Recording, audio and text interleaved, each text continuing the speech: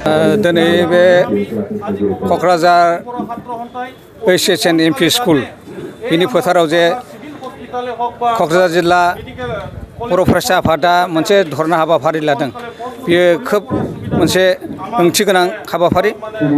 जोंनि बे क'क्राझाराव सिभिल हस्पिटाल दङ, बेवहाय दासिम मोनसे फुल फ्लेजेड पस्टमर्टेमनि मोनसे राहा गैया आरो बेजों लोगोसेनो बे हस्पिटालफोराव जोंहा गोबां डक्टर्सनि खहा दङ, चाइल्ड स्पेसियलिस्ट आरो बेनिफ्राय गायन' बेफोर डक्टरफ्रा जोंनाव थोजासे नङा आरो जाय खारननि थाखायनो बेफोर माबायाव केसआ डिलिभारि केस बायदिसिना केसखौ प्राइभेट नार्सिं हमावसो फाथायहरनाय जायो बांसिनै।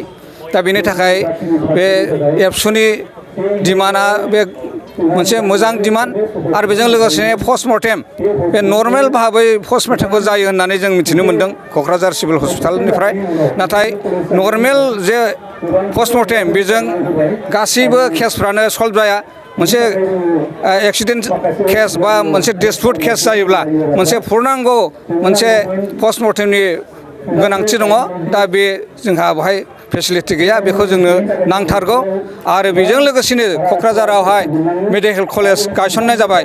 बे मेडिकेल कलेजावबो गोबां डक्टरफोर खहा दङ आरो बेवहाय आं मिथिनायाव जों मिथिनायाव बेवहाय ओरैनोबाबो पस्टमर्टेम रिपर्ट होनो हानाय मोनसे पुर्नांग मोनसे पस्टमर्टेमनि सिस्टेम थानांगौ, बेवहाय बेबो दासिमबो जायाखै।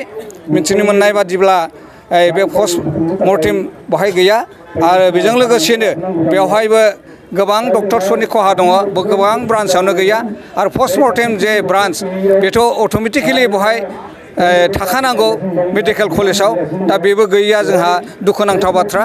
बे जोंनि क'क्राझार जे एरिया, बे एरियाया बेहाय जोङो खहा जानानै दङ, जायनि खारनाव जोङो पस्टमर्टेमनि थाखाय बरपेटा धुबुरियाव थांनांगौ जायो आरो बेवहाय थांनायाव जोंनि जायफोर भुक्तभोगि फेमिलिफोर बिथांमोनहा गोबां खरसा जायो, गोबां समायनि नस्थ' जायो आरो मिन्थिया हसिया जोङो बेवहाय डक्टरफोरखौ हमहैनाय बेफोरबादि खामानियाव गोबां जोंनि बारा सिकित्त नङै मानसिफ्रा भुगिगासिनो दङ। बेनिखायनो दिनै जे बे धरना हाबाफारिया लादों बे जोबोद ओंथि गोनां आरो बेखौ सरकारा जोंनो थाबैनो सुफुंना होनांगौ।